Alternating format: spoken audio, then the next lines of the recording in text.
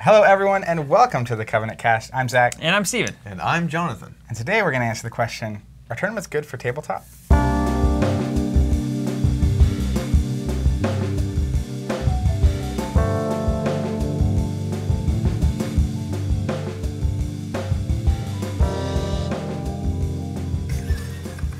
I'm feeling feisty. Yeah, me too. All right, well, Feisty it's about to be, I'm excited. This is a topic that could be boring or really feisty, so hopefully it's the feisty version. Feist on. Tournaments and organized play, are they the same word for different things, or are they the same word for the same thing? Is that what we're starting with? That's what we're starting with. Ooh, no, they're different. Are they the same they're thing? different. No, they're How different. are they different? You can organize play in a number of ways that are not tournaments. You would think that that's not the case, I mean, though, we've from had the cooperative industry. events for like Lord of the Rings and Arkham, and we've done all sorts of things. I mean, you could say a role-playing session is organized play, right? Sure. Or a LARP. I mean, they had play. the, like, I forget what they called it, the Edge of the Empire Day. Should be Empire Day, because that's an official day in the Star Wars universe now. But they had a day, the RPG day, right? They had the scenario and all that kind of stuff around. So to discuss the topic of tournaments and tabletop and how they function and whatnot, I thought it'd be useful to start with organized play, because tournaments are a part of organized play. Absolutely. And really in tabletop games since the 90s, they've kind of been probably the biggest part of organized play. I'd probably say from the beginning, right? You think? I mean, in terms of organized play? Well, I think back to like the 80s with like maybe it's like conventions Warhammer and you just got and together. stuff. And Spontaneous play. That would be the opposite of organized play. So I guess the first question is... First question I have, Zach, is how was your week? Oh, we skipped that. Yeah, I was waiting for you to come back. Oh my God, that's why you were asking. I just totally jammed past it. Yeah, well, why don't you start it for once, since we caught you on it? You start with your week, yeah. That's so funny. I just tried to dive right in. My week was... Panicking over here. Like, what's going on? I was bringing the heat today. I was wondering why you were confused about... It's like, is this where we're starting? And I'm like... Yeah, that's what we... So it's the first thing on my list. stay I skipped a tuned. section. So this week was kind of the like post-Worlds recovery week. We got back early in the morning on a Monday after a drive, which was crazy. Through the night, yeah. Monday kind of was just a crazy... It's like a Twilight Zone day. Tuesday was a half like recovery day, half work, get caught up day. But this past week, I actually finally got to sink my teeth a little bit into Spirit of Rebellion. The next Destiny For Star Wars Destiny. And a couple things. One, a lot of fun. There's a ton of really great cards. A lot of new options. I mean, I put a Royal Guard with Vader, which gave me a whole new build.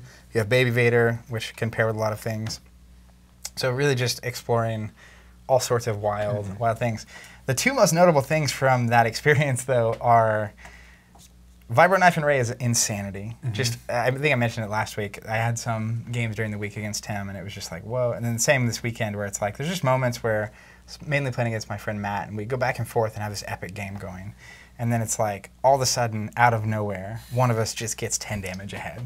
And it's like...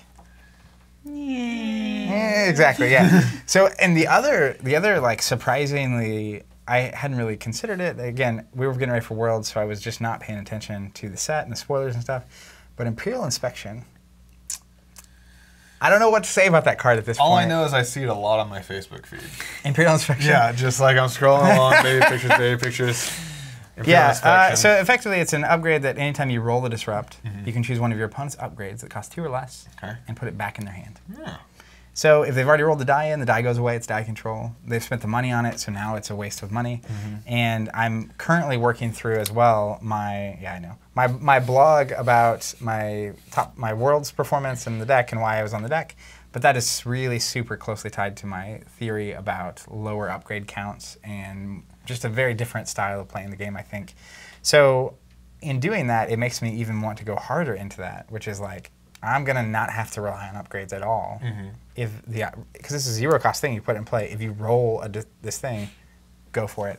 But you just have a game where it's like someone gets 2 of those out on the early, and then it's like they roll a Disrupt and they bounce 2 of your upgrades, and it's like they went all of my first 2 turns. It seems like, and correct me if I'm wrong, perhaps I'm being overly simplistic on this, but it seems like there's a number of issues that could be solved with a math equation, basically, wherein you have cards like Holocron that if you can pay 0 to get a 4-cost anything once, that's already pretty suspect to me. If you can pay 0 over and over to get 4, 3, etc. cost upgrades into play, that is very, very Seems to suspect. throw off some sort of cost To me, equation. yeah, the equation seems skewed at that point. Similarly, if you can pay 0 to bounce a 2 cost or less upgrade, there's a lot of red flags going on there. Especially If because you can do it consistently over and over again, then, I mean, just simply tie cost to value, right? So if I bounce 6 costs worth of your upgrades for 0, what has happened? Like that. Well, That's I literally, think- if I could go into a bank and hand them nothing and get anything back, you're winning. Yeah. it's incredible. keep right? doing that exchange. Yeah, keep. Well, and I think keep it that's up. it's like a card that's like, I don't know that I would ever have put that card in the game, period, because like it's about the game's about the dice, right? And the natural kind of economy of the game is building your dice pool and doing this thing, right? Sure. And so when you just kind of turn that on its head, where it's like, well, you can't really even play upgrades anymore. Like you can't spend your money on a thing I'm just going to put back in your hand. Yeah. So it's a 0 cost. You get to use it every turn as long as you can roll a disrupt. You can re-roll till you get it. So you're going to get a disrupt. You're going to uncard. You're Yeah. going to get a disrupt. So I think you're right in saying even like a holocron, it's like if holocron did its thing once and then left play, it's different, but you got to keep doing it. If this ability like even if it did its thing once and left play, better. But it could also easily be when you roll a disrupt, pay a number of resources, bounce that thing, Right. or take a number of damage, bounce that thing, or discard cards off the top of your deck, bounce that thing, or discard cards from your hand, bounce that thing. If it was 0 cost, roll a disrupt, discard 2, bounce something.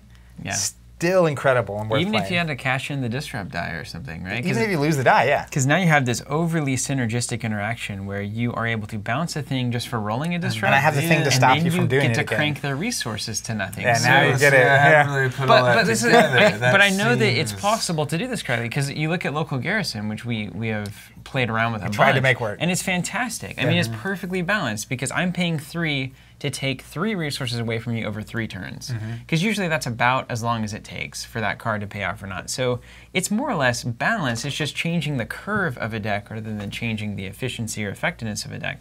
And that can be devastating. But this card, just the math just doesn't make any sense about it. So I don't know. It's one of those where it's either a collectible game and we're here to adapt to bomb cards like this and play through, which may well be the case. Or it's just, oops, you know, this is too good and it'll get errated or banned or whatever it is. But What are the, from you guys' perspective, what is the chance that this is just simply, these are the new shiny cards from a giant set and no one has figured out how to play them? I think it's not, any of my problems with Destiny so far aren't because they're too good, or it's busted, or it's going to win every time. It's just, that's how good it is. Even with the like Ray now having Vibro Knife and Holdout Blaster and DL44s, and she's super consistent action chaining. It's not about how often she's winning, it's about how much fun I'm not having when it's happening. Yeah, but it's all about the fun. So when I get down to it, it's like the reality of I built a deck, I have my characters, you know, I drew excited the to thing play I with the wanted to get, characters, yeah. and then it's like I play it, and then you're like, I'll do the thing that cost me nothing, and then I do something, and you're like, I'll roll in and get rid of the thing that was fun that you played. For it's why? just- we've Super talked about excited. this. We talked about this on the should you have fun or is every game fun or whatever it is podcast or Or maybe the whatever. balance. Can you have fun? The balance thing. It's when we talk about negative play experiences. I think we can pretty well start to flesh out this category of things of interactions in games that are generally unfun to the vast majority of players. Cancel out of hand. Cancel out of hand can just get out of here. That, They- well, they well, can that's just- a whole episode. I don't want to waste your fire that's on that. true. That's Yeah. episode Anyway, 25. Get bent. So I will say on my week, Ray, period, has always been suspect to me. Vibro Knife makes it even more the case. Secondly, and people are on the like Pomaz train and thinking so good. I Yeah. just think you're wrong. Really? Like, Ooh. it's I think really it's good. It is good, but it is pales in comparison to what Ray is doing. That's true. Like Ma's That's gonna true. die on turn 1. Anyways, and I'm also Imperial Inspection is just like suspect to me. If you- we'll play with it if we have to. Still angry about it, but I'm not but- angry. I just not angry, but you I'm are cautious. Yeah, Cautious. Zach says it's unfun. Suspicious. I think it's unfun, which is fine. But I also think it's just bad. Like the math equation is skewed too poorly. It's very, anytime that you go into a bank and you say, hey, I'd like to take out zero money, they're like, here's $100. No, it's like here's $1. Can I get yeah, 800 and yeah, change? they're like, oh yeah, And sure. it's like, yeah, sir, here's Yeah, your it's like, 800 and that change. doesn't make a lot And you of walk sense. back in, you say, I have $800. Can I get $2 million and change? Yes, sir. Well, Here's your money. this is, I think, how the economy crashed back in. I was gonna say it's tied to the They're house. similar. They're bundling bad loans. It's a bad loan. This is subprime. Yeah. Anytime you see people getting something for nothing, that's generally a problem. And it's one thing to get something for nothing. Yes. Take cover, get a shield, nothing. Hunker down, get an upgrade that gives you a shield for nothing. It is an entirely different thing to take something of your opponents away for nothing. Yeah, especially something an upgrade, like permanently take it away. They're fun. They're the thing that you build your deck around. This would be cool if it came out. Yeah, it's like, I got Force Choke on Vader. Isn't this going to be cool when he doesn't ever get to choke you because Ankar is smashing his money that he doesn't have to waste his smash money on to do? Dude, bounce that Force Choke. Anyways. Well, all of that rant aside, good rant, Zach. Thank you for that. I'm sure about just got a little warm up. 20% of the audience is interested in that content. They're a little looking for the time codes. Please, is like a mad dash. Well, and we tricked them by starting with the actual topic. And then it's like, actually, let's start going to an 8-minute conversation about Zach's frustrations in Destiny. All right, so let's talk about my week. It has nothing to do with a lot of this stuff. Jonathan, I'll let you cover what happened at your event, which I attended. Of course, Sunday was Mother's Day. Jonathan's also got the same mom that I do, in case you guys didn't know that. There's still this whole time? Still some viewers that are unaware of that. We get the question every now and again. But you're going on vacation starting tomorrow. Yeah, I'm headed down to Belize. So you punted the Mother's Day obligation. Yeah, I said, down. "Hey, Mom, love you. Thanks for all the raisin, but I'll see you after I get back." She said, "That's fine." Great. And then I had lunch with her. And like a good upstanding child. And it was great. So I had lunch with my mom, and then the new thing now, since I'm married, is you go have lunch or dinner now with your second mom. The second mom, yeah, the other mom, which was also great. And so is she we your went stepmom? to Oklahoma City. No, That was a joke. That was a Steven joke. Inside jokes from the cast there. So did all the Mother's Day stuff, and that was great. Fun times, good times, appreciative times, good food everywhere, of course. And then on the work side of things, we had a lot of things happening, actually. So get back from Worlds, and it's got an update to the subscription system. Big O technical backend update that has been on the burner for a couple of months. And that is actually implemented now. Code is pushed over to live. Nobody knows because it was done smoothly. Yay. Yay. And all of that's ready to roll. So there are a bunch of tiny improvements that I think people will discover as they attempt to manipulate their subscriptions, change payment methods, change shipping addresses, and then just the actual back-end technical processing and updating of the system has gone miles above where it was. And hopefully nobody ever has to worry about that. That is watching or listening. Only we have get to things. You get charged the correct amount. It arrives on time. And we're investing lots of resources to make sure it stays that way. That's right. Exactly. We also have gotten the first drafts of front-end updates for the website. Jonathan's put in a lot of time designing a refresh, a reskin, a retheme, if you will, of our current website. Needs a lot of work. It always has from the beginning. And that will probably continue to be the case. But it still needs work. We had to work for years just on a foundational level to get all the way from database, server, folders, all the way up to theming and CSS and all that in line. Now that we've done that, we can pretty quickly make changes and actually update things. So it feels good to be on that solid ground and say, hey, we want it to look like this, and then boom, like now we can make that happen. So that's coming soon, so we'll have a fresh look. But then also we played Guild Ball again. Zach and I got to actually get out in front of the store and play it in a big, exciting way. And by the end of that game, so we didn't finish. Yeah, this is a really good point. By the end of so first of all, we have this new brandy barrel aged. You got to mention the Coupe beer. DNR on tap, and it is blowing me away how good this beer is. Man. It's a dream, really. It's an absolute dream. So Zach and I each got a pour of that, and we sat down and we started playing Guild Ball. And first of all, how there are occasionally emotional moments. They last a couple of seconds. For me, I think I've done my best to destroy that side of myself. Restrict those emotions. Yeah, through a true Jedi. A hard study of Zen Buddhism and other things where there's not a lot of room for the way that you might feel about something. We can go into that later. That's a whole podcast. More on that in my personal journal. All that to say, I couldn't help but love the fact that there was almost a full house on Friday. It was exciting. It was loud, too loud. I still hate the acoustics in the room, but They're better than they were, and we'll fix that at some point. But then, you know, like realizing the dream of having a game space where I can have a super exclusive, awesome beer, play a new game with an old friend of mine, Zach, and be around other people who are having a similar kind of experience with new friends or old friends, and just the energy in the room and it all just working without me being the person who's literally pulling the levers. Right. Pretty incredible to actually see it. That's Like cool, this right? is the vision starting to be realized in a way that is no longer just 16 hours of work every day, just like and no longer plugging reliant through. on only your output, Yeah. or everything at least has a little bit of your output. I mean, the store at this point is fairly independent. Yeah, from what we it's do just here in marketing. built up, and now it can just continue to grow and improve. And it's kind of like the website, right? You set that foundation, and then you watch how easy it is for things to start changing. So, And you know, we try to build the store that we want to play in, and now we can play in it. and then Right? that's the thing. I How was playing great it. is that? Yeah, it's like Here we are. This We is did it. great. I love this. So we played Go Ball. By the end of it, we packed it up early, but by the end of where we were, I was starting to see like plays. I think you were saying Yeah. the same thing. It's like, okay, by like the 6th turn, I was able to put my my what do you call it? Not momentum. Influence. Influence. Put my influence where I thought the turn was going to go. And then the thing is, Zach can then react to that, see where I've spent my Right. influence and be like, oh, he's planning to pass and make a run with this guy. And so now I have to like plan around him knowing what I'm going to be trying to do.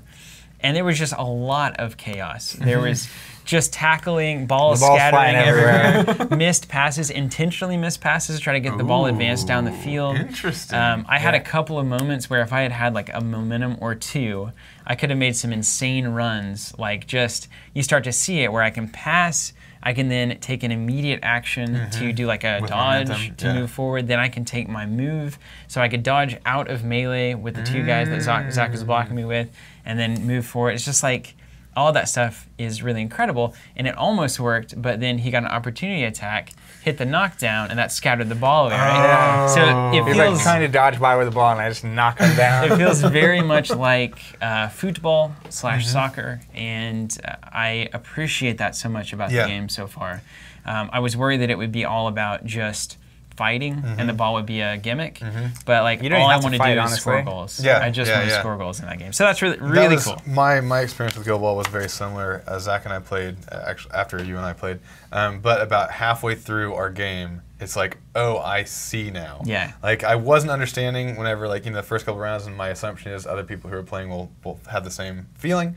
But once you get it, then you start seeing it, and then you actually pick it up pretty quickly after that. Yeah. So it's really exciting. And it's fun. Yeah. And we also realized that I had your faction. Yeah, Yes, yeah. I was yes. playing more of the brawly Yeah. faction, and he was playing more of the Dodgy, try to score. scory I faction. really enjoyed the Masons as well. I thought Yeah. they would go. So my week my week was basically preparing for a large event that my wife and I held at our house, and then recovering from. So that's been, and then the event. So I'm just going to talk about the event, which was Eurovision 2017. That's a big deal. I had It's no a idea. I'd not heard huge about deal. it. I had no idea what it So was. was it Moldova that I was cheering for? Moldova, They yes. had with the leg with kick sax. and the They saxophone. got robbed. They got straight No, I'll say, robbed. but There's a Jasper lot. had a great critique of that on Facebook, because I said the same thing. I was like, "What about Moldova?" And he's like, "Saxophone was so last year." Yeah, every Every European pop song pop song had with saxophone. sax, and so they were Moldova's just now old. catching up. It was just, it was old. Oh, so to me it was brand Yeah, new. because you hadn't- that was hadn't that crossed was the that pond. was the first time, and this is coming. I used to play saxophone. That's That was true. the first I was time there. that you were that I heard a song that wasn't like a jazz song, Right. where the saxophone was appropriately used That's true. and in the right amount, which was Right. very little, but also the guy looks cool. The guy looked great, and he was With doing the the running man, saxophone. playing That's the the saxophone. dream. How can you not do that? And then there was so if anyone out there doesning know about Eurovision, you're much like pretty much all of America. I had no idea until about Thursday of last week. Yeah, it's a giant Euro-wide song competition where everyone sends one group or one act, and they have one song and they play it, and it's usually loud and boisterous and crazy, and then they get rated by all the countries in the world, and somebody wins, and it's just a great time. It's really great. because there are both Positive. no stakes and all the stakes. Yeah. Because it's like, yeah, well, I mean, who really cares about this? But also like bragging rights in the Euro, and that's pretty big deal. Europeans really care. Yeah, they really care, and as they should. So it was great. we had a big party. We had everybody out there and just like and watched it and enjoyed it and absolutely loved it. So if you haven't ever heard of it, neither had I. I was actually like on the couch one afternoon, turned on the TV, and there it was. And I was like, what is this insanity? That was in 2016. As soon as it was over, my wife and I said, we got to have an event for this next year. We're going to host a party. And we did. And it was absolutely wonderful. Signed, sealed, delivered. Yeah. Excellent. It was a great time. Well, I think it's time to go back to the beginning. All the way back to the beginning All of the the way podcast. to the beginning of the podcast, a whole episode of We look time back. in. Back to tournaments and organized play, which has nothing to do with Eurovision. But It's the organized play. question for me to the Internal. two of you, which is, so I almost feel like organized play was like a reaction to tabletop basically sprouting out of the ground, where magic gets created, and it wasn't like, hey, here's the system that we're going to use to keep people engaged and have them excited about our game. It was like, want to have tournaments? Yeah. Want to host Friday night, like a Friday night get-together? If Jonathan doesn't make my point, I've got one to make. So my question is, all of that said, what is the point of organized play and why does it exist in tabletop games? Oh man, I was about to make a whole different point. Well, make that Yeah, point it's fine. first. Go for it. I think it started. I would say that it started out in much the same way that actually all the traditions in the tabletop industry have started out, All's a big which word. is copying pre-existing theories. So it's like, all right, well we got this game where player A is versus player B here. What do people do whenever they have people that are versus each other? They have tournaments. Tennis does it, basketball does it, every sport. Chess has been Sport doing it does it. since the beginning of That's time. my exact point. Yeah. Organized play goes back to the very first game when somebody said, I would like to play this with more than myself. I mean, that's all organized play has ever been. And then I would like to, and then it would go to, I would like to see who is better. Or even like if you want to go to the potentially apocryphal story of the town that had a famine, and the king said, all right, on even days we're going to eat, on odd days we're going to have a game tournament.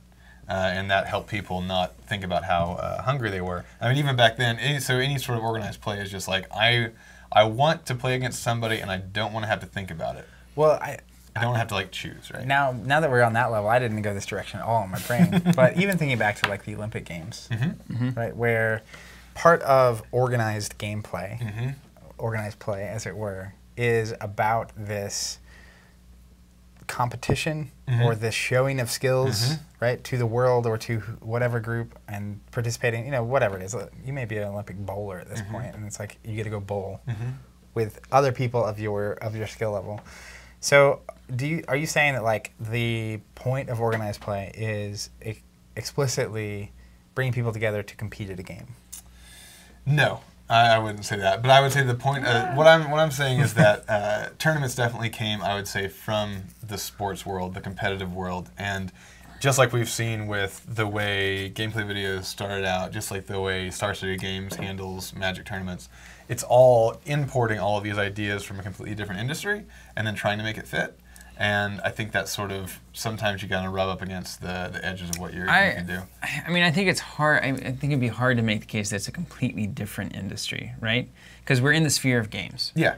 Right? Games, period. Games, period. Some of them involve little pieces. Some of them leather involve balls. leather balls. The goal. Some of them involve goal That's posts. very true. No, yeah, So, it's all the same. So you have a thing. game, which is, we try to define it at on the trip to Worlds. What a role-playing game was. Let's not even. That's a whole game. I mean, a game is too effectively a set of rules instructing that's people right, yeah. how to do it. That's the most An great. agreed-upon set of rules. An agreed Yeah. upon set of rules where everyone at the table or board or game or whatever is trying to achieve some outcome. Yeah, they're trying to achieve the objective. It may not whatever it is. be I'm trying to beat you, but there's like some outcome I'm trying to achieve. And we agree to the set of rules to do it. And so, like, at its most basic form, all games follow this set of rules. Including basketball and golf. And for all of the golf. time, games have been about, at least in some contexts, who is the champion of this or who is better at this.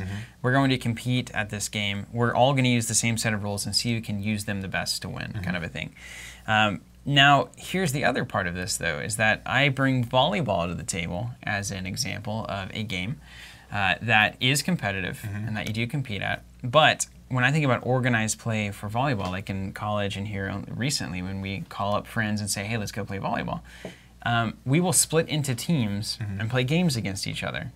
But winning that game, honestly, just doesn't matter at all. Right. That is just not at all important who wins or the team that you're on or whatever. We swap people around all the time.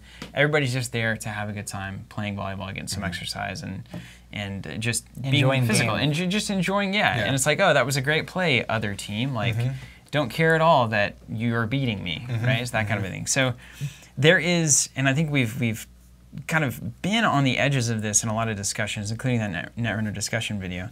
There is competitive gaming is almost inherent to the genre itself.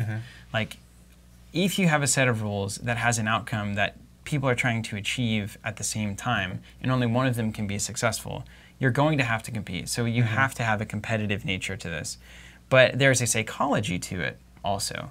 I think the competitiveness is implied in a game, but whether or not you're tying the value of the experience to the outcome of the game is a totally different thing. And that's where traditionally you have competitive players and casual players. It's really just about where have you tied the outcome of the experience. So you wrap all of that around, organized play can be about who is the winner, or it can just be about let's play games together. And it doesn't matter who the winner is, like in volleyball, for instance. Would you say that if you're not competing on, or if you're not deriving value from winning, that really the aspect at that point that you're looking for, and you mentioned it tangentially, but the aspect that you're looking for is doing something cool within the rules. So it's like you just said, oh, that's a cool play, right? And so like we are competing against each other, but only to squeeze out these sort of like cool diamonds of like cool play. And the same thing can work. I mean, people talk about this in Netrunner and like the jank decks and all this stuff all the time. It's like, I don't want to win, I want to get this combo off. So do you think then that it actually has to become that as your primary source for enjoyment? Well, I'm not so sure about that one, actually, because a cool play in volleyball is only cool if it gets over the net. You know what I mean? No, I'm with you. And that's the reality that I can't accept that in Net. I think when you come into a game of Netrunner or any game where the rules are saying you are trying to win, right? And it's hard to imagine a rule set aside from diving into role-playing games where there is not a clear, this is how you win the game, and you're both trying to achieve it. So if somebody on the other side of the table is not trying to win, they are not playing by the rules, in my mind. They're not playing by the agreed upon rules. The agreed upon rules, right? So they're not making runs and they're just stringing this combo together to see if they can get 1,000 credits. That actually is not playing the game to me, right? So I was playing against one of the local Netrunner players named Kendall. He's really good. And I'm what I would call a very casual Netrunner player. I've played in tournaments, right? And this is kind of not a tournament player. I'm not a tournament player. I would say I play Netrunner. I enjoy Netrunner. I can do pretty well at Netrunner. Like I'm not like I play a lot of games, so like I can get over the net.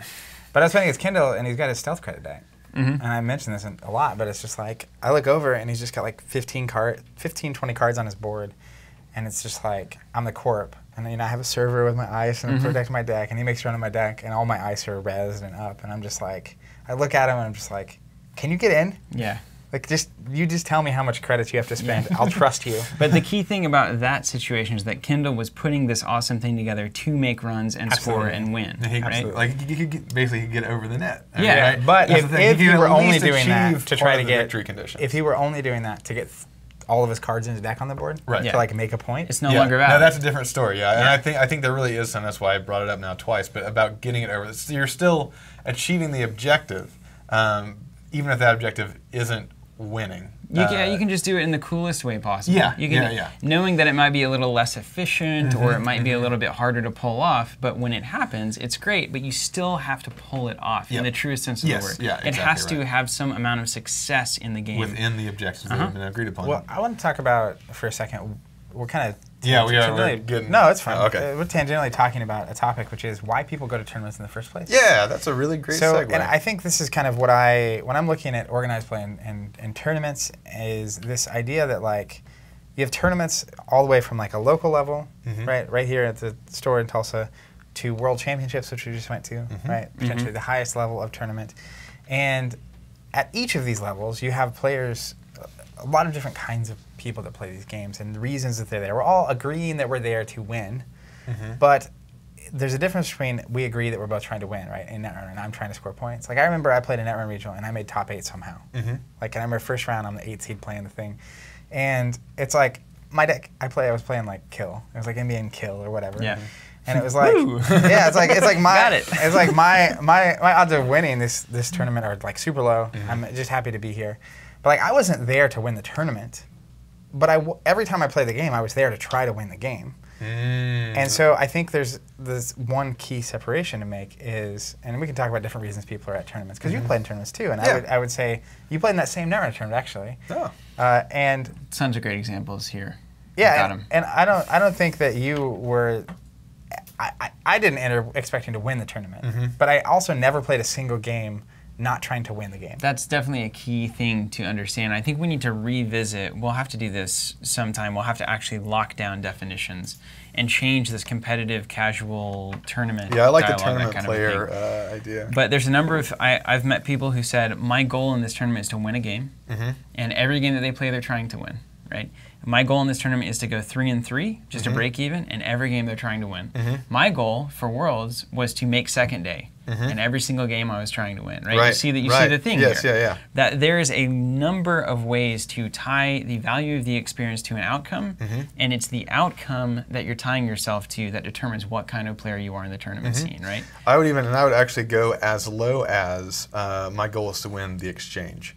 Right, one exchange. You know, talking about Netrunner or whatever. It's like that's fair. It could Kill go, a character. Yeah, kill a character. Right, it could go all the way down low. I just want to do something right. Like I just want to win this exchange once, and maybe it is doing something cool like we had talked about before, and winning the exchange because of that. And that's it. Right, that's the value that I came here to derive from this, and that's what I get. So you effectively have a bunch of different players with a bunch of different outcomes they're trying to achieve. And hopefully all of these end goals are still tied to attempting to win each game that you're playing in. It's kind of when you even enter a tournament, you agree to this rule. But I think I want to try to take a step up the chain, which is organized play, which is the intentional like gathering of people together to participate in game, whatever those games are. It serves a purpose, right? And I want to get to the why to make sure that, so we can take a look at tournaments and ask if they are actually fulfilling that why.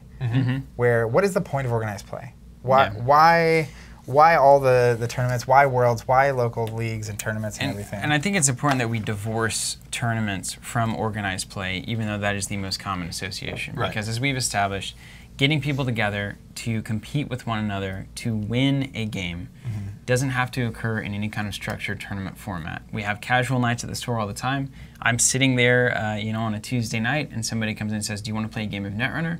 That's not a tournament. Both players are trying to win, and it is technically organized play because there has been a space designated for this kind of play to occur. It has been organized in some way.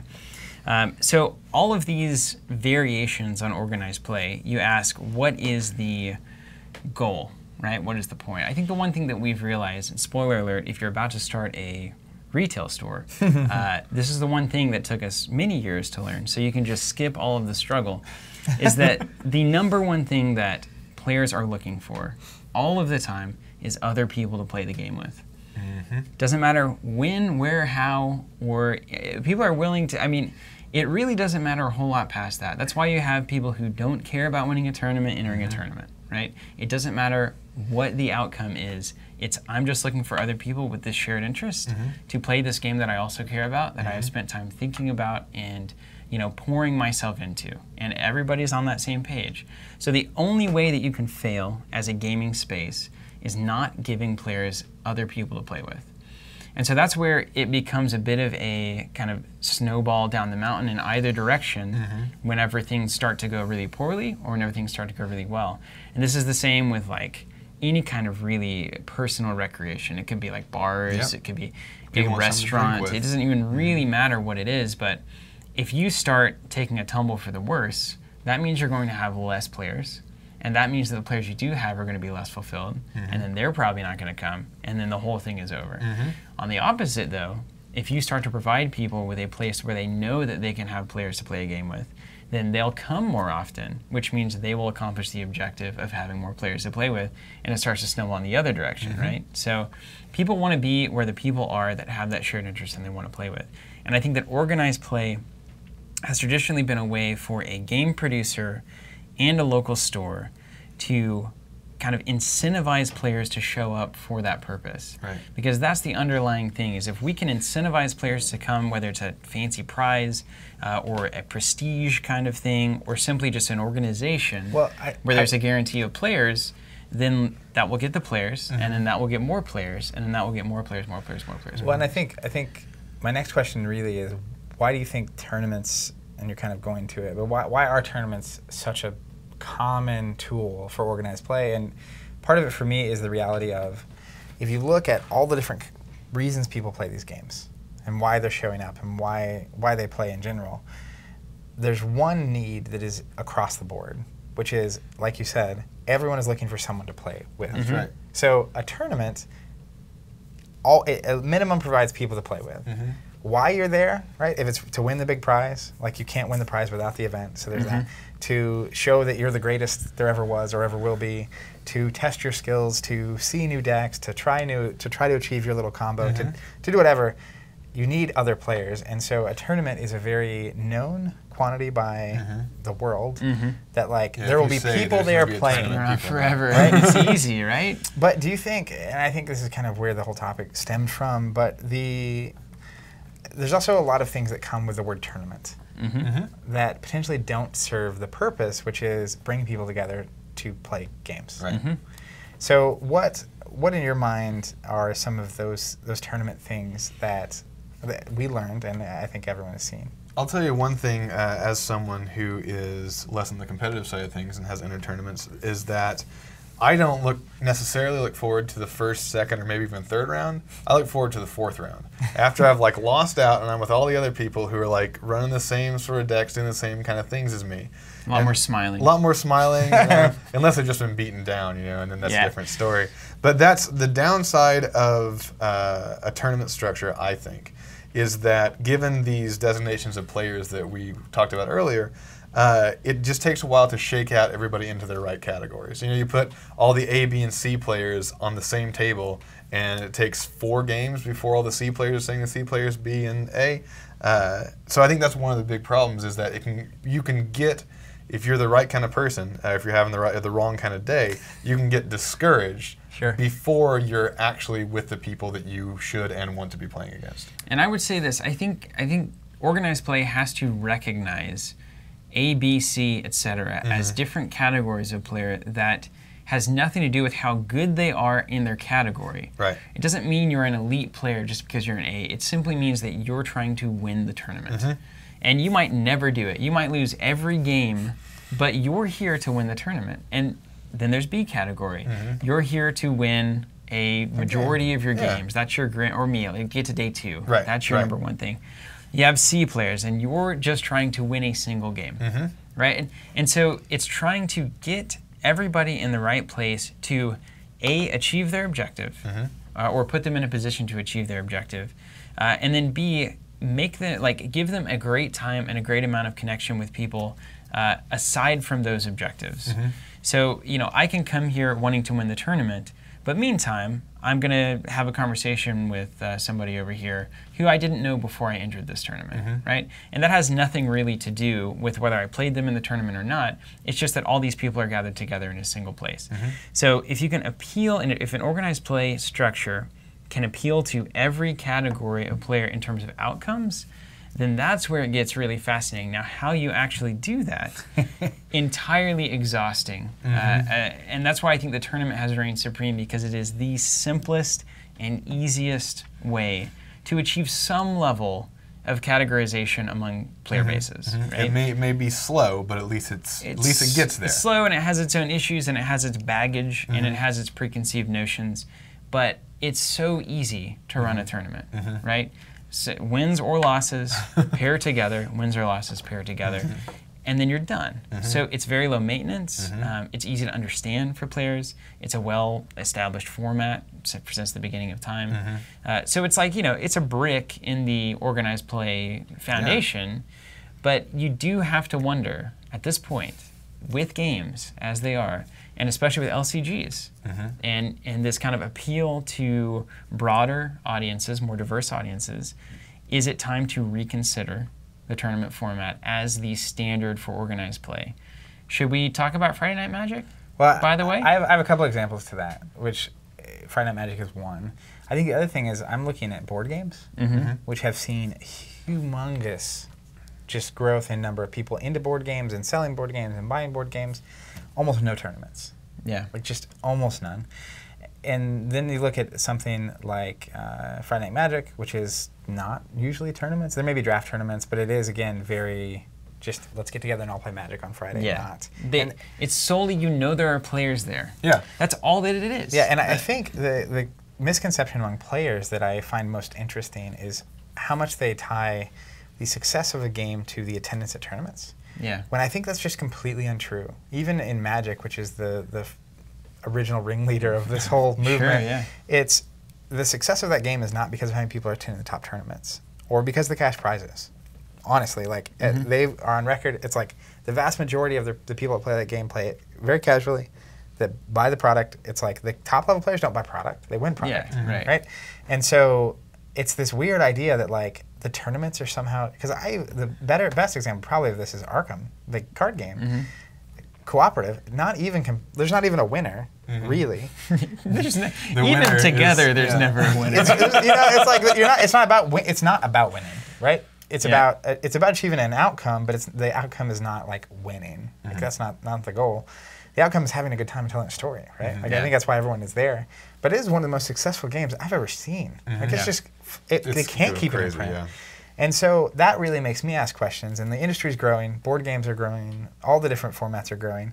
And I think that's why we're talking about tournaments in general, is just this idea. To me, tournaments, I've been really behind a lot of the events here locally, and it's like continually, tournaments just kind of hit a barrier because there's a large group of people who aren't interested in tournaments, and it's not just because they don't like to compete, but it's also like they don't have time for this to be their core competence. Like they assume that by tournament you mean they have to be the like best player and they have to be able to win the tournament to play, and that's slowly being fixed. But like I really do wonder how much tabletop is currently being restricted because of the focus on tournaments. I would love it if you were to ask across the country, across the world, all of the tournament attendees, say, are you playing this tournament because it's exactly what you want out of organized play, or are you playing this tournament because it is the only way to guarantee you're getting games? Yeah. I really have to wonder if that's the case. I think there is a number of very tentative tournament attendees that people say, look, this tournament's very well attended. Look at all these competitive players. The reality is most of them are just looking to play the game that they love. And it just so happens this is the outlet. This is all that we have. Yeah. But if you talk about going from, we used to have, for instance, like Star Wars LCG tournaments, X-Wing tournaments, all these kinds of things on a weekly basis. Yeah. And it's like, okay, yeah, this makes sense if people are playing. Then we're like, you know what? We've missed it here a little bit. Let's try something new. We're a young store who is not afraid to just try all sorts of nonsense. So I was like, let's cut all of that nonsense and have a Star Wars night. No tournaments. No tournaments. No tournaments. And incentivize participation, playing games. You're in league points, extra points on this night if you come in for Star Wars, those kinds of things. Just a small incentive, tiny incentive. Probably don't even need that, to be honest with you. But it fills it up. And everybody's just having a great time playing games as they see fit. And you don't need, and it's so awesome because it's a low maintenance for the store. It's a low maintenance for the attendees. You can get into or out of whatever gaming situation you want. This is very important. Yeah, the other, I think, big downfall of tournaments is there is a hard and fast start date or start time, and there is a hard and fast really number of games that you need to be available for. Because I cap out at about 3, generally. Yeah. That's about what I want. Or one real hard one. Or one real hard one. But on the Star Wars night and on some of the other nights that we have done, it is much more come and go as you please kind of a thing, and still maintaining people to play with, but you don't have to have that investment of time. And I mean, I think there's 2 parts of this, which is one, as a tournament player, I actually much prefer the Star Wars night to the weekly Star Wars tournaments we used to do. Which is fascinating. It is, but it's because I can show up when I'm ready to show up. Right? I can go have dinner, and I don't have to be in a rush to get back. It's not a huge commitment, so I can play as long as I feel like playing. I can also play against, I know, right? Like in a tournament, usually you use the same list or deck throughout the whole thing. Right. And it's like, if I'm playing against a new guy, I'm not running the deck that is just going to like obliterate. I handicap myself ultimately. I can, if I want to play against the best players, using the best things, I can specifically make that happen. And there's going to be players here because there's an incentive to be here. But I do also, as a tournament player, like the tournaments on like the monthly basis or going to Worlds to have that chance to see if you're thinking about the game correctly, to compete on that level, right? Like that's great, but it almost feels like the only thing being offered across the board to a lot of players is tournaments. Yeah. And that can be You dangerous. get your game night kit, you run your tournament through, and you're done for the couple of months. I don't think that's the way forward. I really do not. And obviously that's reflected in the way that we're running things here. But basically, I think the key to this is saying organized play is about asking the question, how can I get as many people who are playing this game into the space as possible so that they can play with each other, connect with each other, right? And so if we agree that perhaps most of the time tournaments are not the way to do that, I think a good, maybe quarterly, prestigious tournament is about exactly the amount of tournaments that you need for that tournament player to go through the whole training montage, the whole piccolo, go through kind of stuff. Get ready for a month, 2 months, just tweak this deck up, be excited about it, and then throw them all together and let them compete for the thing. If that's a quarterly or maybe monthly kind of thing, very prestigious, and B, if that's not the only offering for players who aren't interested in that experience, then I think you've nailed it on the tournament front. So then the question becomes, how do you get all of these people in here on like a weekly basis or even a semi-weekly basis or twice monthly, whatever it is? And is it prizes? Is it participation prizes? Is it special discounts? Is it league play? What ultimately is the driver? Or is it simply saying, this is the night we play Star Wars at the store? Yeah, there'll be people here. That's a real good question. And I think this brings me to if you look at organized play as a function of tabletop games, and you realize that I think right now it's suffering from an overuse of tournaments. Yeah. But that said, before we get off of that, I think it's important that the size and the number of players around has grown to a point where I think when it was smaller, it made a lot more sense because you didn't have enough. You didn't have a critical mass, basically. Originally, there weren't enough Star Wars players for us to have a Star Wars night. Yeah. Now there is. And so once you have that, if there's only, it just depends. Like I think size is an important part of that conversation. But if you look at organized play and you say, all right, well, if tournaments are being overdone right now, who's responsible for organized play and for shifting it in a direction that will be good for the long-term health of tabletop? Yeah. Ground up, top down. I think there's part of it in answering your question, which is when you said, what do you do to get people to come out to a weekly kind of a thing? And I think the reality is when people are into a game, you don't need to incentivize it very much. Like you don't need, right now, it's like, what does a store have to do to get people to show up for Friday Night Magic? What do we have to do to get people to show up for Star Wars Night? It's like, people want to play Destiny. People want to play X-Wing. People want to play Imperial. It's just like, they're going to show up because people are going to be there. And once you have people there, they're going to keep showing up, right? Yeah. And I think that is kind of the big part about tournaments in general is that you don't need a tournament because like once you have the people, as long as the people are coming, what you're wanting to accomplish with the tournament is going to happen. It's already happening. Yeah. So then the question is, who does it? How do you get the people? And who's responsible? And who's responsible? Is it the game store responsible? Are the players responsible? Is the manufacturer responsible? producer If the manufacturer responsible? was doing a different kind of prize kit, would that ultimately lead to more people picking up a different kind of tournament? Well, it says something that they're doing it at all.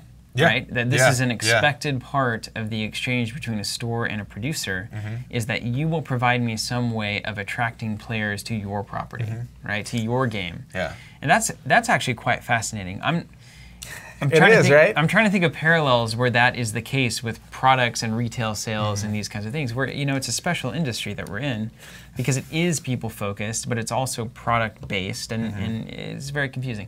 So in a lot of ways, it looks like a bar, right, where you have $2.99 Coors Night or whatever to try to get certain people to come in at various times, and maybe the beer manufacturer, beer producer, is helping you do those kinds of things, providing. Because then more people drink Coors, and then ultimately maybe more people will drink Coors in the long run. I think a really good analogy to me is the movie theater, which is you have a studio that makes a movie, right? Absolutely. Cinemark isn't advertising the new Star Wars movie. Absolutely. Yeah. Right? Star Wars is advertising the Star Wars movie. That's true, yeah. And so games are a little different, but it almost feels like because it's entertainment, right? Yeah. Games are entertainment, and so they're in that category. And like a manufacturer makes an entertaining product, and they want their consumers to go out to the theater or the game store, purchase and use that product.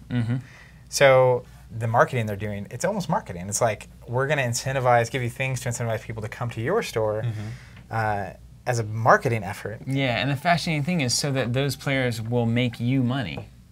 Yeah. So that you will make us money by buying the product from us. And so it's interesting, there's actually a pretty big burden on the producer of a game when you think about it like that. Like, they have to do all of the creation and production and manufacturing and shipment, and then they also have to do all of the marketing to get people interested in that game so that stores can carry it and attract players. But then you have to imagine that the stores are not, like, have no responsibility. Right. And I think that's one of the things that we've seen in stores whenever we were growing up is like, why are these stores not supporting the games that we love? We can buy them there, but there's like no tournament support, there's no nothing. And it's like, well, they just keep talking about Magic, keep hosting Magic events, keep doing this, that, and the other. And it's like, well, why weren't they giving more of an effort for Spoil, Star Wars CCG, whatever it was? And it's like, well, if you run the numbers, Magic was making them a ton of money. And Magic was making it worth their while. And probably giving them prize support kits and running tournament structures and had a Friday Night Magic thing going on. They had probably like a organized play book rule book come down, Magic how to is run a tournament. Obviously a special snowflake. Well, yeah. Because it's Magic. But the other thing about it, right, is that, because again, the thing, probably the secret sauce is the people, right? You have to have, that's the players part of this. You have to have players for a game to function. That's actually where it's kind of different from movies. You don't have to have anyone but a single person in the audience for them to have a movie experience, right? With Magic, though, like I think about what are they doing for us to market their game to a store, and the thing about it is once they have the players, that's all you need. As long as they keep the players. So what they're doing is actually just continuing to make a great product. Consistently. Right. They constantly put out new products. On time. And that's what they're doing for the stores. Yeah. Right? Dependably. Versus, there's not a ton of, like, we're giving you exclusive promos and tournaments you can buy and all that kind of thing. So it's just a really fascinating segment. But do you think that they did, and I actually don't know, I need to do research on this, but did they do that to begin with? What was the start? You're asking the wrong crowd. Yeah. I mean, effectively, because potentially they did, and then now it's the snowball effect, like Steven was talking about. Now they have the players, they can just maintain. The start of Magic and Pokemon, which was not that far after, was effectively Magic came out, and then just went nuts. Kind of like Destiny recently did. Where it's like right now, what you have to do to incentivize a store to sell Destiny or to have events for Destiny is nothing. Product, it's just to give them product. Like that is the only thing that a store wants at this point. And I think part of it is, one thing we've been talking about recently and learning is like you can't really force players to do things. Right. Where it's like if you have a great product and people are interested in it and you keep making a great product, players will play it and be engaged in it. Yeah. Versus like trying to get players to play a bad game or to play a game they're not interested in with like promos and marketing and cash prizes and just all these like tools that you use. But I think shifting the conversation kind of back to where we started, which is if we think and if the world thinks that tournaments are being overdone and that organized play could be done in a way that is better to basically get more people involved, to appeal to more people, to keep people more engaged, the onus still is the question mark of who is responsible for making that shift. Because I think as you have a manufacturer who has to make the games, but then they're the ones, right? Like right now, it's like FFG is making kits that have promos that are, and but they're not free. They're not free. No, you right? have to buy It's them. not free marketing where they're saying if you carry our game, we'll give you the benefit of attracting players to come buy it. Right. And I think that's a very critical point. I think that's actually where I could see a line between the responsibility of the producer and the store, in that maybe the producer is there because they own the assets, because they own the universe, or at least they're licensing the universe. They can provide things that no one else can, right? They can provide a spot gloss card, they can provide a foil, they can provide an art print. All the so license stuff. It might be that, sure, it costs money. Let's let stores make the decisions of what kind of prizes they want to use to incentivize players to come to their store. And then they can do that in whatever way they want. So like if we had the option right now to order 1,000 copies of a full bleed card or something, then we could start saying on Star Wars night, everybody who plays a game of Star Wars gets a spot gloss card or a full bleed card. And whereas another store might say, we have 20 of these cards, we're going to give 4 to the winner of the tournament, we're going to give 3 to third place, and we're going to do it like that. So you can let the stores kind of be these, sadly using this word, laboratories of innovation, which has been there you go, drugged through that's where the states were supposed to be in the grand scheme of the states, but then nobody is actually paying attention to what other states are doing that is successful. However, non-data driven. Yeah, non-data driven. We're just feeling our emotions out. All that to say, let the stores have they have to have some responsibility. They have to have stake in this. They have to have, the ability to host things as to run organized play as they feel is appropriate for their player base and their location. I think that's where, with even the kits from FFG specifically, they don't explicitly say, do it like this. Yeah. Like we do ours in a league system. We're encouraging participation. We definitely have tournaments with prizes for tournaments, but we also have if you just come and play, you're going to earn these things at these levels, right? So we're kind of doing that, and I think the stores are responsible for most of organized play and how it actually comes out. Yeah. And then the manufacturer is responsible for providing things for the stores to do that with. But I think more importantly to me, the manufacturer, sort of like with movies, is responsible for making a great product. Because if all the movies that are coming out are bad, eventually Cinemark's doesn't matter. Yeah. Right. Yeah. Nothing matters to them. They have to make great products. But then in the same way, the studio doesn't have to have seating or have a clean facility or have bathrooms or have snacks or have all the things. Like even look at a Warren Theater here, and it's like they're serving meals during the movie, and they're just doing this thing. But the stores, to me, are responsible for the people. It's like you need to have an environment that is conducive to this activity. You need to serve those. I think that is something that it's a balance, right? Sure. And then, of course, you have the players who have a certain responsibility. That's what I wanted to talk about. We've been hitting on the manufacturer and the store, but there are lots of stores that require their players to run the tournaments. That's old hat. I mean, that's been around for years and years and years. Do the players, because to solve these sorts of problems, I usually like to think back who's look to see who will benefit. Yeah. Follow the money. Follow the money, right? And the money, your manufacturer, the more tournaments that are going on, the more product that's being bought, the more of their product they're selling. The store is actually almost equal. The more tournaments the more organized play that's going on, the more people in the store, the more they're buying products from them, and potentially snacks and beer and etc. The players are actually in that too, although it's not monetary, but the more people that they can attract to this organized play, the more of their game they get to play. So they are also benefiting. It's not that they're completely being taken away. So do the players have a responsibility for organized play? I think it's one of the aspects that makes tabletop so unique and so different from other forms of entertainment is that it is literally a form of entertainment where for me to enjoy it, I have to have another person. You don't have to. I guess you don't have to. But for me personally to enjoy it, I need other people involved. And so I do actually think, unlike a movie, right? The only onus on a moviegoer is don't be noisy and don't have your phone out during the movie, right? Please turn your phone off. But when it comes to players of games, there's actually a huge onus. And I think this is one of the biggest things that Magic has struggled with over the years is for a while, even now, there's a lot of incentive around cash, and it's very serious and very intense, and you're dealing with collectible games with valuable assets, so maybe winning means that either did or didn't get booster packs, that either did or didn't have super expensive things in them.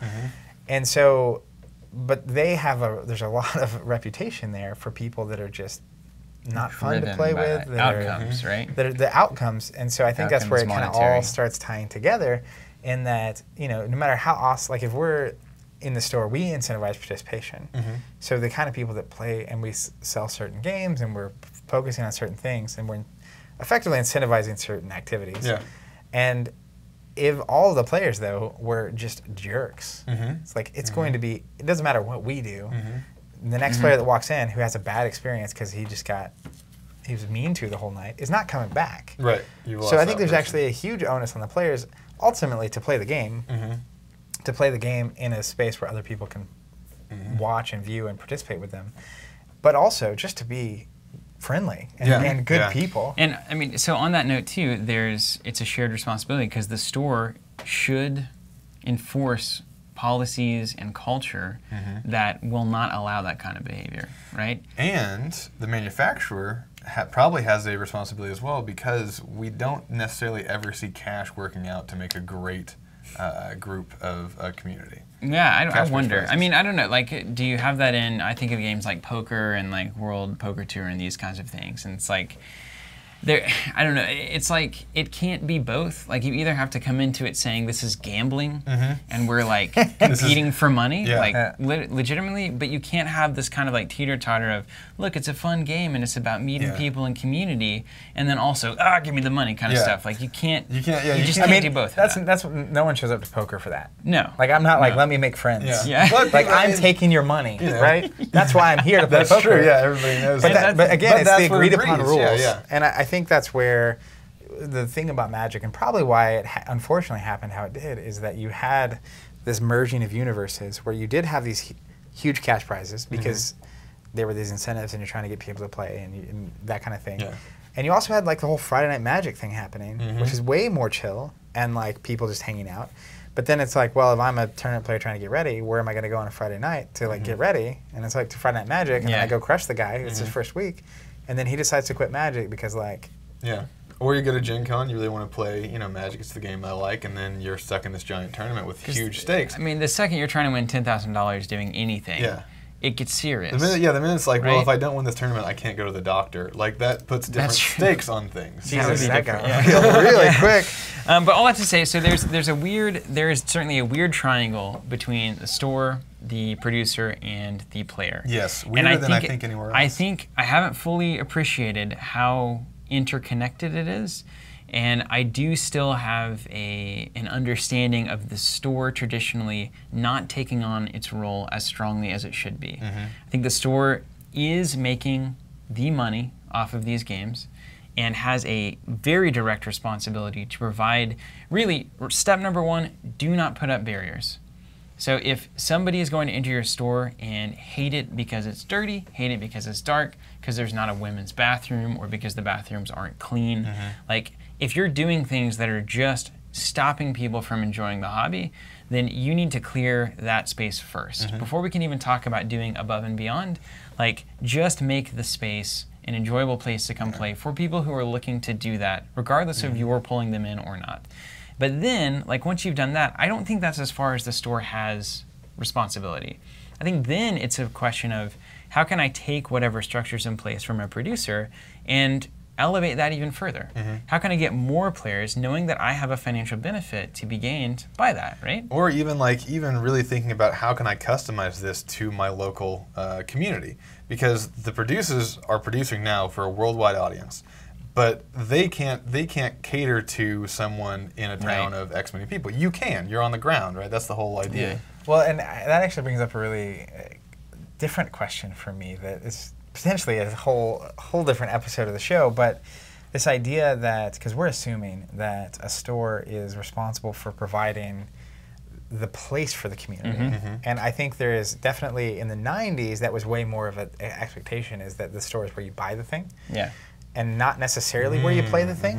It can't do that. You can't do that anymore. So, and that's where I think you even see it, like Target just sells the game. Yeah. Right? They have board games, they have Magic, they have Pokemon, versus that's to me the reason the local store exists is, and really just in our DNA, the whole reason the local store exists is to provide that place for the community. It's the only, at this point, Zach, it is the only value that it's truly offering in terms of product. Like, just selling the product, because you can buy it anywhere. You're not competing with Amazon on this, no matter how much you want to guilt trip your player base into saying, pay full MSRP, it's the only way I stay in business, it's the only way you have a place to play.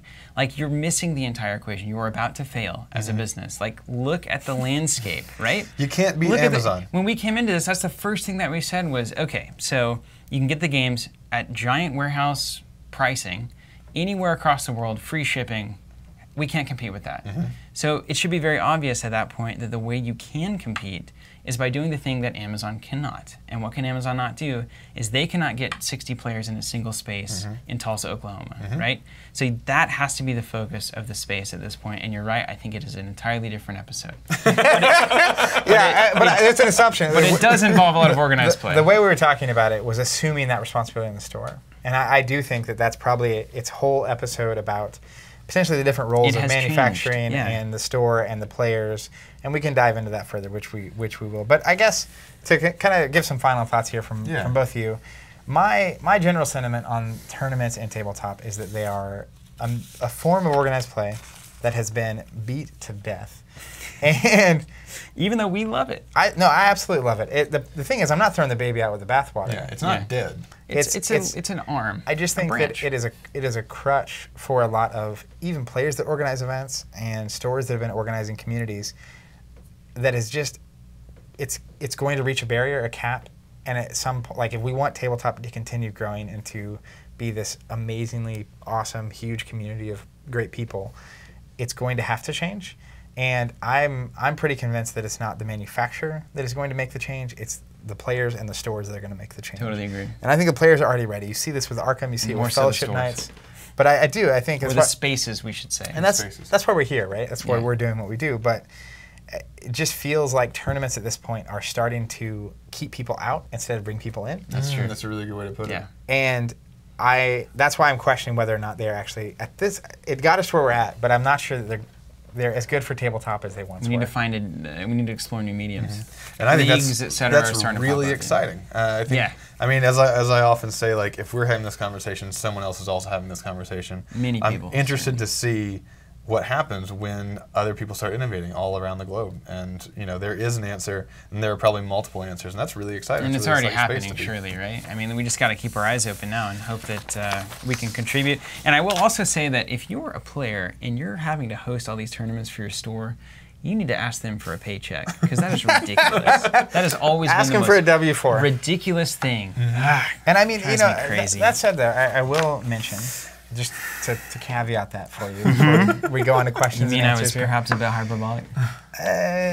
I'm not legal. I have no legal foot in this race, but is the fact that I recognize now more than ever as a store, as an entity supporting these communities, that I remember when I was a kid and it was like, why are you only supporting Magic? Why don't you care at all about me and the Star Wars TCG or the Dragon Ball TCG or whatever we were playing? And the reality is that it's like you can't really ask them to do that. It's just it's a weird. That's an episode. That's on the same episode. Because it's just like I get it. It's like is it really worth the effort to organize My Little Pony CCG tournaments if you don't have any of those players? But I think the actual difference to me is if you're going to sell the product, like if you're going to let me buy it from you, I would like to see you care a little bit. Right. Like and offer me because I'm giving you the cash. What are you giving me? Otherwise, what's going to happen is I'm just going to start buying it elsewhere. Now, in 2017, I'm going to buy it on the internet. I'm going to buy it from the next store. I'm going to buy it from Target. And then I'm going to host my tournaments at Denny's. That's right. As we talked about. And we've seen that. Or at a pub, right, in England. I've seen that too, which is That's great. your competition. All right. If you were one. Time for some answers from our last episode, or an episode or two back. We asked, what are some of your favorite tournament moments? Very appropriate. We got some good responses. Yeah. This first one is from Andrew Lynn from YouTube, and I love it a lot.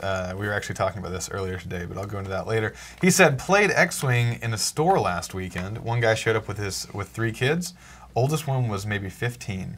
The 3 kids all played in the tournament. I was so proud of the community for accepting these kids into the game, being patient with them, and keeping the store kid-friendly. And this goes again to talk about how great that X-Wing community is. It's self-perpetuating at this point. They've gotten snowball effect. They've absolutely gotten it. Now the reputation itself is so strong that it cannot be undone. Of the X-Wing community. And I will say one thing I thought was very important about this comment, very important, is that having the store kid-friendly is one thing, but the 3 kids all played in the tournament. That's the important thing. I was getting ready to highlight that. If they're just running around or holding on to the dad's leg or whatever, but like if your kids can actually play the game that you brought them, that everyone else is playing, that's fantastic. And I think that's really the way to approach it. It makes me wonder too, like in this case, right? I know that if 3 kids and a dad came in on a Wednesday night Star Wars night to a not tournament, the same thing would have happened because the X-Wing community is great. But that's where it's like if you only structure it in a tournament, there is that inherent, like if I had 3 kids, I don't know that I'd go to a tournament. Right. Like I'd be anxious about it. It's like my kids are going to be, because like I'm in the middle. Well, they're competing, and they're also in a, like if I'm in the tournament, it's like I can't just like leave my game to go check on my kid. Right. But if you're just hanging out playing some X-Wing, I can be like, hey, let me go check on my kid real quick. Go over there for 5 minutes. So it's both great that it worked out, but also like a good example of how that could be intimidating to someone. As a, if and it was a might keep people involved in the community. The number of people who haven't even tried. Yeah. Because of the tournament. And if you are one of those people, I would recommend trying. Yeah. Yeah. And I would Most also I would recommend teaching your kids the game that you love to play.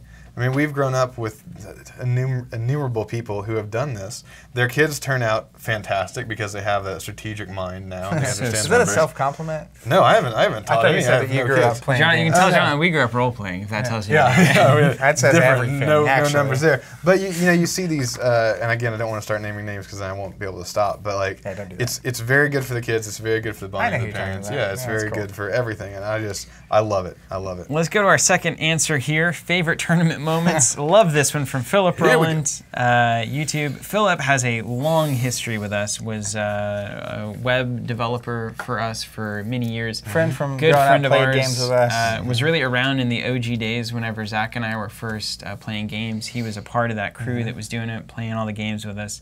And he went a kind of a different direction, got a programming gig and some other things, but is still somewhat active in communication. And I do believe, in interest of full disclosure, is also a stockholder. Oh yeah, is that right, Zach? That is correct. Well, he's one of the OGs then. He is OG. I mean, part owner. He built our websites all the way through like 2012. Yeah. On Did like a the lot side, of weird just a stuff lot of that hard was just work. wrong, but we Yeah. were like, "Can you please do this?" He's like, I'll slap it "Yes, together." I'll do it." All right, so here's his favorite tournament moment. I remember this so vividly. Favorite tournament moment, circa spring 2003. Let me take you back. Yeah, gather around, one and all. The one and only time Zach has thrown dice in frustration, to my knowledge. Is that true? correct?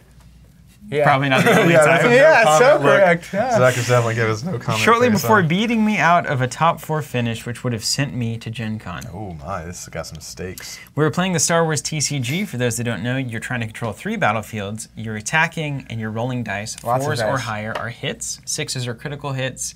So it can get very, it can get intense at times when you have the advantage, you have the odds in your favor.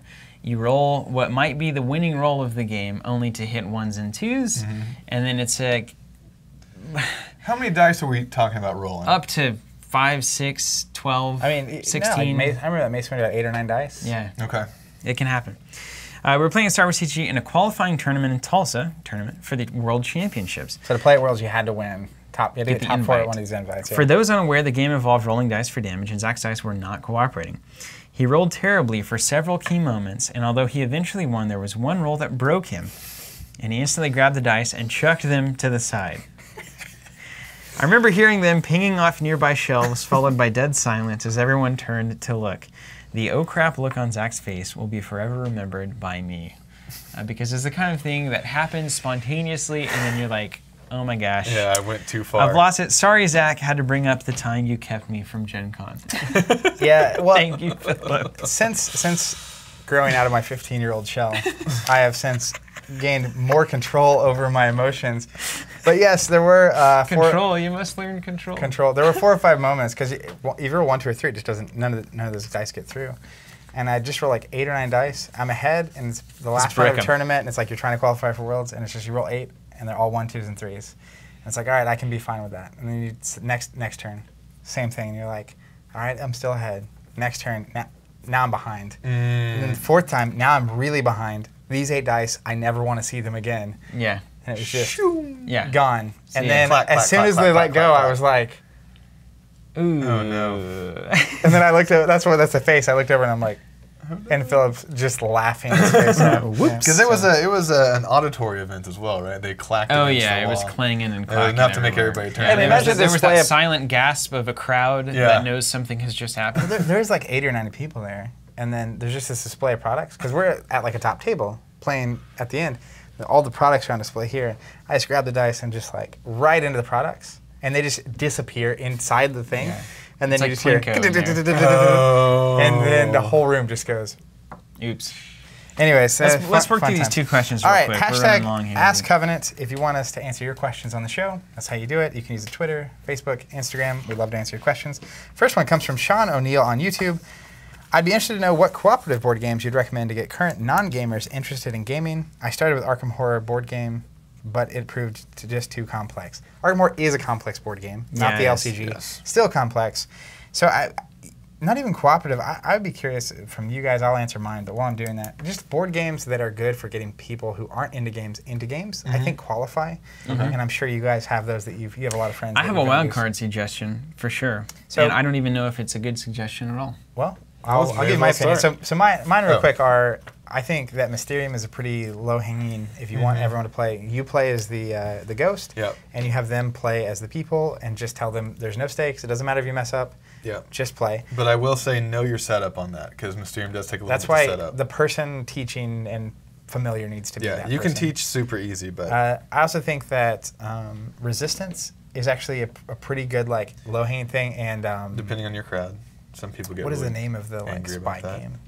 That is That's Not the- Resistant. Coup. Coup. Coup. Coup. Yeah. Coup. And then finally, I really like Dixit. It's not cooperative, really, but it's just a very simple, beautiful game that is easy to get people in on. yeah. Jonathan, what do you got? All right, so you, I you have think some. I think I know what you're gonna say. well, I think there's a way to actually, like most things, you can't go from 0 to 100. Keep talking, So you I'm gotta. All right, see you later. You got to build people up, right? So you start off, I would say, with Forbidden Island, which is super easy. That is a great little game. Non-complex, but it really establishes a lot of the fundamentals of a cooperative game, and just like sort of that genre in general. From there, I think that you can go from Forbidden Island to Pandemic. And then, if people are still into it from Pandemic and go to Pandemic Legacy, at that point, everything's open to you. Because that sort of general, we're all in this together, we're drawing That cards, makes we're little, playing like against the they're deck. all kind of similar Yeah, games, yeah. but they build. They build in the difficulty level. So once people understand Forbidden Island, move on to Pandemic, then you can pretty much branch out anywhere. But Pandemic Legacy is, of course, the next layer. the next The gold level of that. standard Yeah, now in that kind and of then you're really system. like having an experience with people, and I think you can do that in fairly short order. I'm curious All right. to see what old. Well, Wooly you're not Wooly's curious. gonna I say. grabbed the thing. So I don't know exactly, because we just played the demo and I've looked at the components, and this box is gorgeous It's and also huge. humongo. He's bringing out the Dark Souls. Yeah, so board this is game box Steamforged. for They those just who put out this Dark Souls board game. So I'm going to throw a shout out to this guy for the following reasons. A, it's a video game. So if you're talking about people who are familiar with video games, they're familiar with Dark Souls. So already the content is accessible, right? Where this is not a weird, different universe that I'm in. This is something I'm familiar with. I know what Dark Souls is. The second thing is that you are definitely in it together. So it Yes. feels extremely cooperative. And He's I opening wanted the to show you box. this. This is literally what happens when you open the thing. Ben It's loves got this. You died. It's just on right the, there. I mean, cover died. there. that's incredible, right? Steve's So- opening the box. What a for way! those What a listening. way to set up. It's an entirely beautiful game. Oh It's- man, look at this! It's straight out of I know, it's beautiful. straight out of the UK. It's fairly simple. From all the stuff that I've seen, there's a couple of decisions that you have to make between like armor and dodging. You're building your character up. This is a familiar concept to a lot of people who are essentially low-hanging fruit in the Yes. board game category. If you play Dark Souls, you played any game like Diablo, Baldur's Gate, anything where you have basically a basic entity that you slowly build up over time with experience, gear, that kind of thing, and you go down and you fight stuff together. Like that's a pretty common trope, if you Yep. will, for also super fun. a large number of people. So I think it's a familiar experience, and I can't vouch for it 100% because I haven't played full through the campaign. From what I've seen, though, it looks like it can be very promising as far as a kind of first touch for a lot of people into the really beautiful board game space. And that is a really good. That's a really good example because I think one thing to consider is your audience whenever you're teaching people that, and if they are video gamers, if they are more Mysterium or Dixit storytelling based, or if they're card players, throw in some level editors, not cooperative, but it's easy to get your hands on. That's a really great start. A mind expanding sort of like board game, because there's still and as far as deep as we are into this, there is still. The majority of the population is like, oh yeah, board games are Monopoly. And so just do whatever you can do to get rid of that, I think is to your benefit. One last bit of advice on that front if you're trying to get people hooked into games in general, I think finding themes that people care about. Yeah. Whereas if you were trying to get me into board games for the first time with the Arkham board game, Yeah. no, like I'm But just now- gone. Now it's a little different. You're a card Yeah. player, so you play the Arkham Horror card game, and now the Exactly. Arkham Horror board game is all So of a that's sudden- I think that's really important. Achievement so unlocked. like if the idea of like survival on an island isn't that appealing to whoever you're playing with, Forbidden Island might not be the right thing. Exactly. But at the same time, there's a lot of elements to why people are not engaged or engaged in the game, and so Those And some the, different Definitely videos. don't lose on theme. Yeah, the Don't. fire, if you want to do Forbidden Oh Island. yeah, the fire one, Flashpoint. Flashpoint's Super pretty fun. obviously generic theme. You're firefighters, you're going through the thing. Pretty easy to get a hold of. So that's actually one of the first cooperative And games I believe they played, do and I have loved it. difficulty levels, which is also Yeah. really good for bringing people in. Totally loved it. All right, there we go. Next There's some question. Suggestions. We have a question from our own Ryan Graham Mr. from Ryan Graham. Spokane, Washington. Only because it's Maybe organized get better, play right? related. Otherwise, you know. Otherwise, we would never cherry pick answer from his question. the internal. So his He question did is, use the hashtag, though. he did indeed use the hashtag. So kudos to you, Ryan. Should tournament pairing programs have an option built in to discourage pairing people from the same meta against each other for Swiss rounds? I hate driving hundreds of miles to a tournament only to have to pair up with someone I've played several times at home. Question marks abound. Question marks Here, about I have a direct, heated Are you a answer. fan of Kant or not? I mean, that's really what it comes down to, right? In an ideal, perfect world of fairies and rainbows, it would be great to not have to play against whoever you came to thing. But the problem is twofold. One is logistically, it is a nightmare to have to enter in everyone that came, who came together. What's to say that Steven's from Texas and I'm from Illinois and we know each other from some other thing? It's like, hey, we came together. You shouldn't pair us. And it's like, I'm just trying not to play the best people, or I'm trying not to play certain people until the end. So there's a lot of just logistical nightmare stuff about that. But then on the flip side, just of a tournament, the fundamental rules of a tournament, especially a Swiss tournament, are you randomly pair everyone. Random is random, no matter what Matt Phillips says. Random is random. Once you break that, you open the door to subjectivity. I mean, and that is when it all goes out the window. Yeah. You have to be on one side of the line, and once you step into it, it is a danger zone. Because same with business too. You can start asking these questions about a lot of things. It's like, well, if you travel together, is it my cousin's here, and we're from, like, who knows, right? Yeah. I grew up with this guy. I don't want to play against him in the first round. It's like, no, look. It's not possible. It's the problem with justice. I mean, what you either have decided to be There just. are no problems with justice. But sometimes Justice always wins. Sometimes justice doesn't seem fair. Right. And that's what we're fighting against here. It would be fair to not have everyone play against each other. That's not fair. But it wouldn't be just. Like I don't think because it's as soon as you break that randomness, that means now you have two classes of people: the people who they know they're not going to play against X, and the people who are going to play against everybody. And you just can't start going down that road, unfortunately. Well, and I think it really begs the question of, it's great for this episode of the show, but it's like, what is the point of a tournament? Yeah. Right?